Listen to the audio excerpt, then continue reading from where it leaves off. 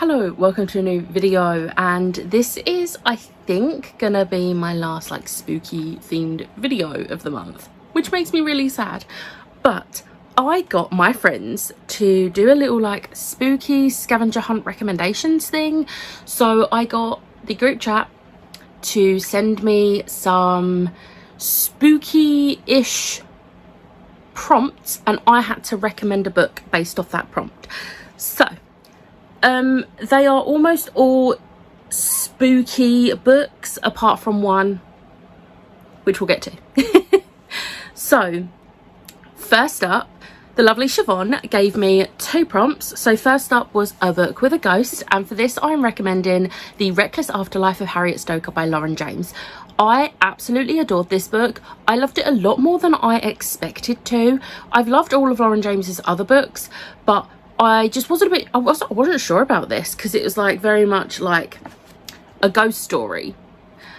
But I feel like this was like a dip into ghost stories, and now I'm like loving ghost stories, especially YA ones because they're not too scary. But I absolutely love the characters in this, and I love seeing Harriet's like processing of being a ghost. So yeah. And then Siobhan also gave me the prompt, a book with a red cover like blood. Now I was looking at all my red covers and I was like, they are either not like, couldn't be classed as like spooky season books, or they're sequels. So I've just gone with one of the sequels because it's a book that fits spooky season. It is book 3 in a series, and it is Covette by Tracy Wolff. This is book 3 in the Crave series, but the Crave series is vampires, werewolves, dragons, witches, all that amazing spooky season stuff you want. And this cover is just so much red, and there is even like drops of blood falling onto this. So this definitely fits that prompt, and I love this. I do hate that the hardbacks have the disgusting deckled edges. I know some people like them, but they are just I don't like the feel of them. It gives me the ick. So yeah.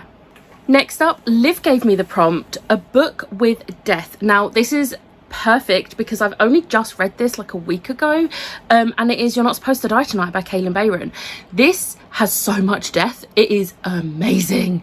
This is like a horror. This is also the sort of like horror movie like Friday the 13th, Halloween, those sorts of like horrors, classic horrors, and I really enjoyed this. This had me on the edge of my seat. I didn't know what was going on, and I absolutely loved it.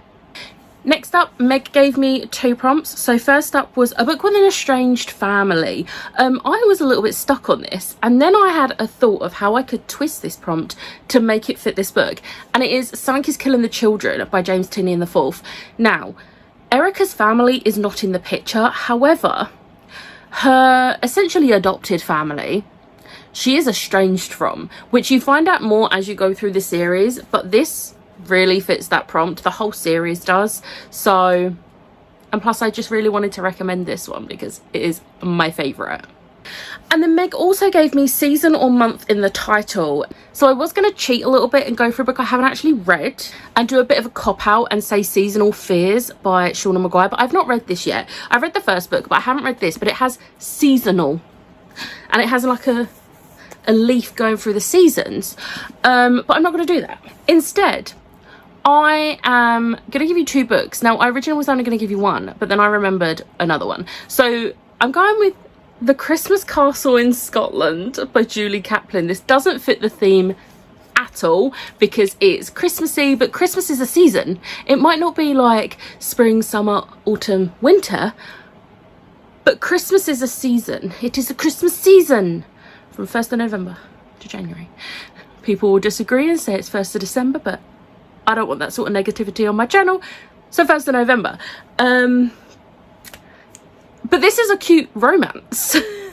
This isn't a spooky book. And then I realised, now this one's a bit like, it's the other book I realised I had after I thought of this one, which actually does have a season in the title.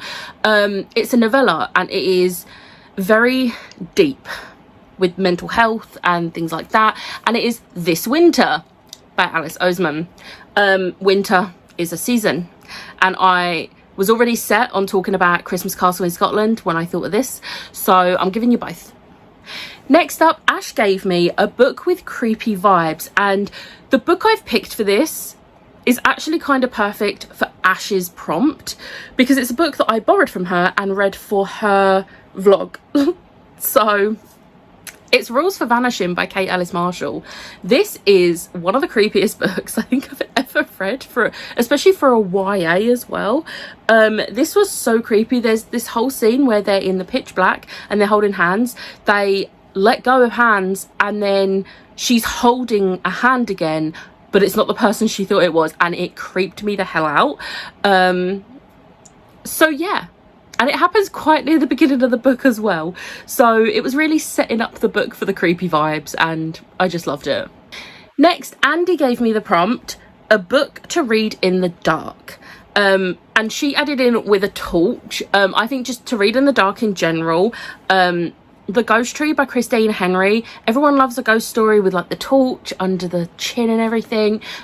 And this is such a good, creepy, atmospheric book. And I think it's perfect to read in the dark if you're brave. I did not read this in the dark. I did read parts of it at night, which I regretted, but it's fine. Next up, Lisa gave me the most Lisa prompt, and that was to read a book with a witch, which was a perfect prompt for her. So I'm going for a book I actually buddy read with her, and it was The Once and Future Witches by Alex E. Harrow. This is a beautifully atmospheric, beautifully written witch book. It's about 3 sisters who are witches, and it is so good. So good. I wasn't expecting to love it as much as I did, but I just like fell in love with it, and I highly recommend this book. It's not going to be a book for everyone, but it was a book for me. Next up, Jem gave me a book with a cover you find unsettling or creepy. I'm going for a book, funnily enough, I buddy read with Jem. It's another Christina Henry. It's Near the Bone. How creepy is that? Like, at first, when you look at it from afar, you can't really make this part out, and it just looks like a creepy forest in the night. Maybe that's some like trees or something, but then you look at it up close and it's a monster. It gives me the heebie-jeebies. But it's such a good book, and don't read this at night either, unless you're brave.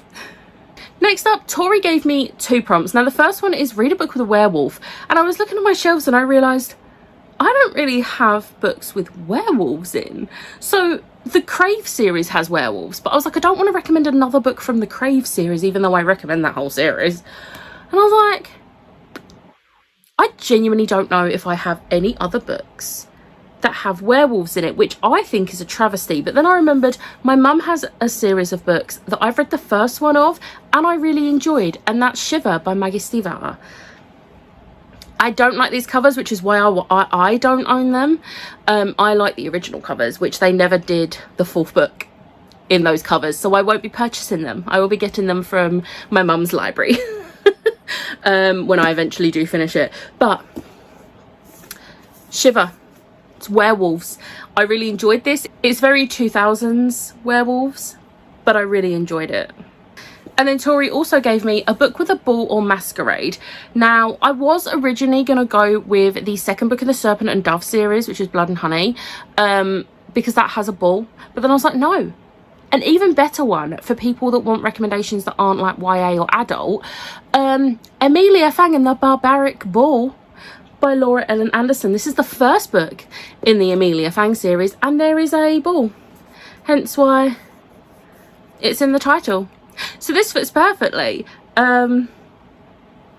It's also very cute because it's a middle grade vampire book. So yeah, I also am matching colour wise. And then because that was only 11 prompts, I wanted to have a nice even 12, so I gave myself a prompt. This prompt is mine, and I realised it wasn't on there already. We had witches, we had vampires, we had ghosts, but we didn't have a book with vampires. And for this, again, not going to recommend Crave. Could recommend Morganville Vampires, but I'm going to go for one that I like to recommend when there's a prompt like this, because no one recommends this book and it is underrated, and it is The Coldest Girl in Cold Town by Holly Black. Now, a lot of people don't want to give this the time of day because they don't like Holly Black's series, like the Folk of the Air series. This is not the Folk of the Air series. Now, I love the Folk of the Air series, but I also love this, and they're very different because this is vampires, not fae. I always recommend this book because it is so underrated, and I want everyone to read it because it is so good. So yeah, thank you for coming to my TED Talk on a book with vampires. So that was all 12 of the recommendations based on spooky prompts given to me by my friends. Thank you to all the people that gave me prompts. You're all awesome. But yeah, I really want to reread some of these books, and I shouldn't have got them out because now I'm like, oh, do I leave them out and try and reread them? Even though I don't have time with my TBR this month. Like, I really don't have time. We'll see. We'll see. But anyway, I hope you have got at least one recommendation from this video. I'm really sad to be saying bye to all my spooky stuff. Sad face. I hope you enjoyed this video. If you did, hit the like button, hit the subscribe button, and I'll see you next time. Bye.